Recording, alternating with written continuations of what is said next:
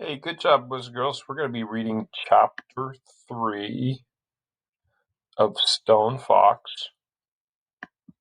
I wanted to show you a couple of images first. This is little Willie in chapter 2. You can see Searchlight is pulling the plow. A plow is like a sharp shovel that's going to dig the dirt up and also bring the potatoes up, kind of lift them up and bring them to the surface. You can see the potatoes all over there. And then this is little Willie making oatmeal for Grandpa. One of the few things that Grandpa's eating right now. Looks like Searchlight's ready to eat some too. And then this is a picture that's going to happen in this chapter. You see it's starting to become winter and there's snow on the ground. And this is little Willie after school. Searchlight's taking him through town to run some errands. So this is chapter 3. The title of this chapter is Searchlight. It is easy to tell when it's winter in Wyoming. Snow is on everything. The trees, the houses,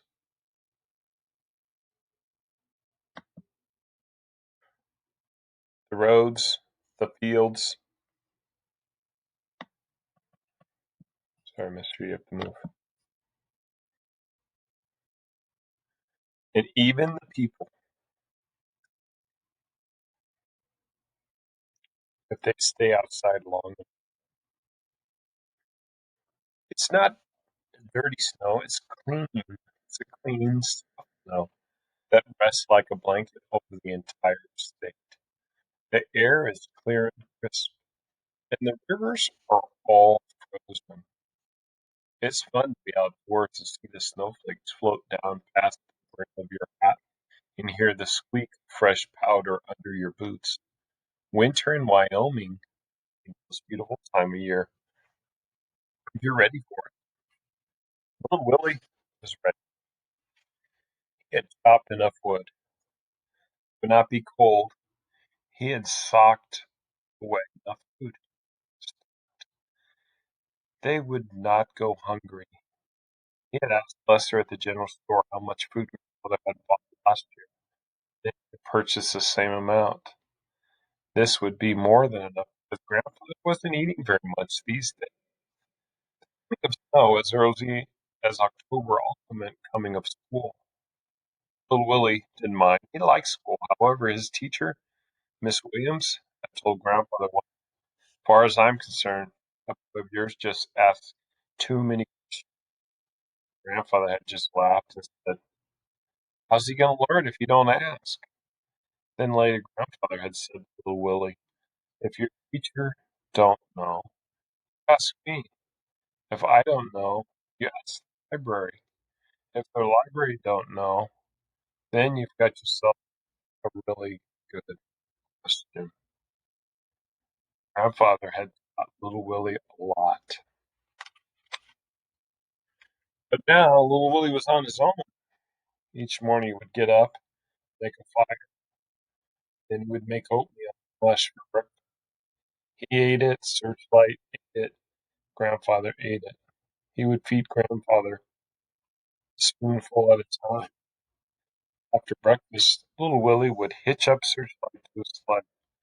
It was an old wooden sled that grandfather had got from the Indians. It was so little that little Willie could pick it up with one hand. It was strong and sturdy. Little Willie rode on the sled, standing up, and Searchlight would pull him 5 miles across the snow-covered countryside to the school, which was located on the outskirts of town. Searchlight loved the snow. She would wait patiently outside the schoolhouse all day long, and little Willie never missed a chance to run out between classes and play with his friends. After school, they would go into town of Jackson, and run errands. They would pick up supplies at Lester's funeral or go to the post office, go to the bank. Little Willie had $50 in his savings account. Every month, Grandfather had deposited money Little Willie had earned working on the farm. "Don't thank me," he would say. "You earned it. You're a good little worker, and I'm proud of you." Grandfather wanted Little Willie to go to college and become educated. All Little Willie wanted to do was grow potatoes. He respected his grandfather enough to do whatever he said. There were no errands to run that day. Searchlight would just pull Little Willie up and down Main Street. Willie loved to look at all the people through the speakers. Grandfather called them. Why? They didn't know a potato from a peanut, Grandfather said. Their hands were as pink and soft as baby, but you know the rest. You could miss the city slickers. They were the ones who looked as if they were going to a wedding. At a little before 6 each day, little Willie positioned his sled in an old church on Main Street. Today again he waited, eyes glued on the big church clock that loomed high overhead. Searchlight waited 2 years, perked, eyes alert, legs slightly bent, ready to spring forward. Pong! At the first stroke of six, Searchlight lunged forward.